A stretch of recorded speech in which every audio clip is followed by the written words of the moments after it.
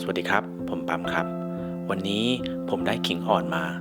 เลยจะนำมาทำเมนูอาหารอร่อยๆแล้วก็บำรุงสุขภาพครับเดี๋ยวเราไปเริ่มทำกันเลยเริ่มแรกหั่นลำต้นขิงออกก่อนต่อมาก็ตัดขิงออกเป็นชิ้นๆจากนั้น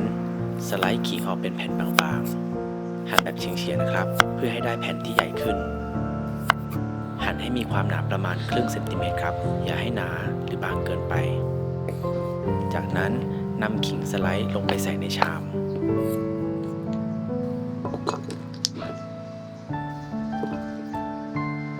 ใส่น้ำสะอาดลงไปจนท่วมขิง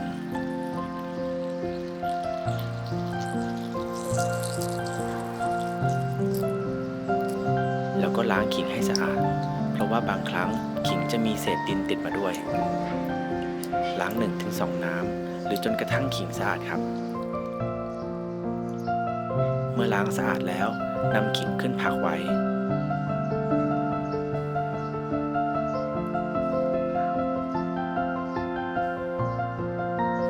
จากนั้นนำขิงมาใส่ในชามผสมใส่เกลือลงไป1 ช้อนโต๊ะตามด้วยใส่น้ำสะอาดลงไปจนท่วมขิงเราใช้ขิงสไลด์ประมาณ100 กรัมจากนั้นคนจนเกลือละลายน้ำเกลือจะช่วยลดความเผ็ดร้อนของขิงครับเมื่อคนจนเข้าที่ดีแล้วแช่ขิงในน้ำเกลือประมาณ30 นาทีต่อมาเปิดไฟกลางตั้งกระทะแล้วนำขิงที่แช่น้ำเกลือแล้วใส่ลงไปจากนั้นใส่เกลือลงไป1 ช้อนโต๊ะตามด้วยน้ำตาลทราย2 ช้อนโต๊ะต่อมาใส่ไรซ์วินิก้าหรือน้ำส้มสายชูจากข้าวหมักลงไป2 ช้อนโต๊ะจากนั้นเติมน้ำสะอาดลงไปให้ท่วมขิง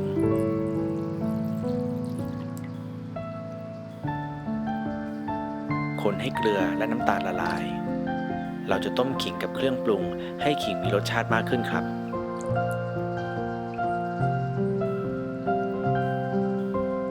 ต้มด้วยไฟกลางประมาณ10 นาทีระหว่างต้ม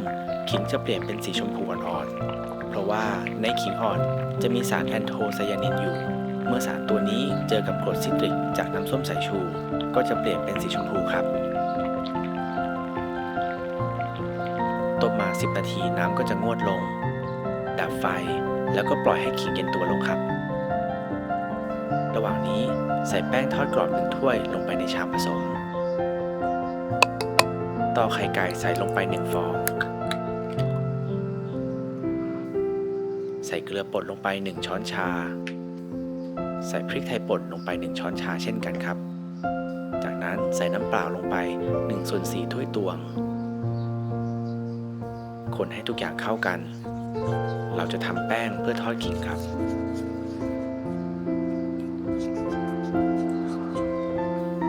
ควรให้แป้งเหนียวหน่อยนะครับเวลาทอดขิงจะได้หนาแล้วก็กรอบสวยครับ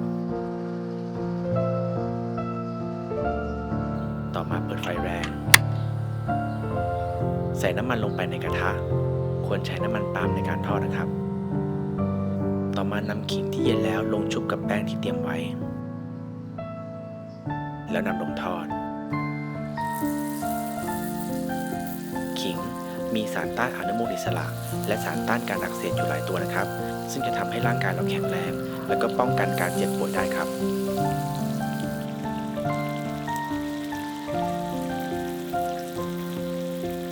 ทอดทีละด้านนะครับอย่ากลับไปกลับมาจะทำให้อมน้ำมันใช้เวลาทอดประมาณ 3-4 นาทีก็สุกแล้วครับตักขึ้นได้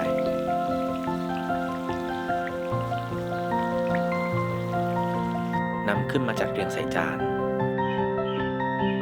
เสร็จแล้วครับเมนูขิงทอดเมนูบำรุงสุขภาพสำหรับช่วงโควิดนี้ครับว้าวน่ากินแล้วก็กลิ่นหอมมากเลยครับรสชาติจะออกเปรี้ยวเค็มแล้วก็หวานกลมกล่อมมากครับจะทานเป็นอาหารว่างหรือทานกับข้าวสวยร้อนๆก็อร่อยครับ สุดท้ายนี้ขอบคุณทุกท่านที่รับชมนะครับ แล้วก็ช่วยกด subscribe กดไลค์แล้วก็แชร์ให้ด้วยนะครับ แล้วเจอกันคลิปหน้า สวัสดีครับ